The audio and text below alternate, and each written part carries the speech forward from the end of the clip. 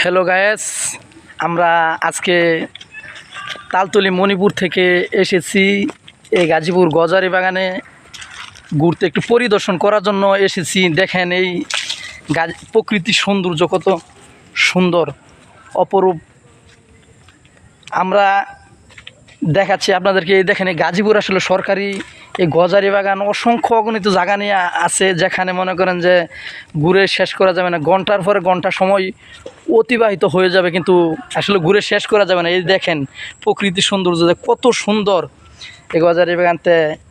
আজকে আমি SM সাদিকুল ইসলাম জিহাদ আছি এবং আমার সাথে আমার বন্ধু আছে ইব্রাহিম পাঠান। তাই আমরা এগুলি আপনাদেরকে দেখাচ্ছি। দেখেন গজারি বাগান কত সুন্দর। তো জাস্ট আমরা একটু বিনোদনের জন্য আর কি বিকালবেলা ঘুরতে বাহির হয়েছি।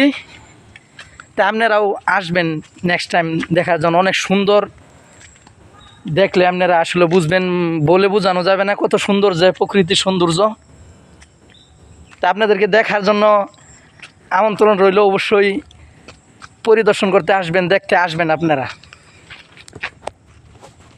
তো ভিউয়ার্স, আপনারা যারা গাজীপুর আশেপাশে থাকেন, অর্থাৎ হুতাপাড়া বা বাগের বাজার অথবা আপনারা তালতলি মণিপুর থাকেন, তারা যদি কেউ থাকেন আমার ফ্রেন্ড লিস্টে বা আমার এই চ্যানেলে দেখতেছেন, এই ভিডিওটা দেখেন, তাহলে আপনারা এই জায়গাগুলি এসে ঘুরে দেখতে পাবেন গজারি বাগান। এই বাগানটা কিন্তু অনেক সৌন্দর্য। এখন আপনারা আমরা কিন্তু আসছি প্রায় 6:25 মতো বাজে। তো জানেন যে 6:24 বর্তমানে আজান দিয়ে দেয়, মাগরিবের আজান। তো এই মুহূর্তে আসছি যে এটা ভিতরে কিছুটা অন্ধকার ছড়িয়ে পড়েছে। আর আমরা এখানে আসছি আসলে একটা আতঙ্কে আসছি এখন, কারণ আমাদের দ্রুত এখান থেকে ত্যাগ করা ভালো জায়গাটা, কারণ জায়গাটা যেহেতু অনেক নিরিবিলি, একদম স্তব্ধ। সো যে কোনো সন্ধ্যার আগে এখান থেকে যাওয়া আমাদের উত্তম। সো আপনারা যদি এই দিকে এরকম জায়গা ঘুরতে চান, তাহলে দেখেন গাজীপুর এই আশেপাশে অনেক সরকারি এরকম বাগান আছে, আপনারা যে কোনো একটা বাগানে ঘুরবেন। সো এখানে পরিবেশটা অনেক শান্তশিষ্ট এবং অনেক সুন্দর একটি পরিবেশ।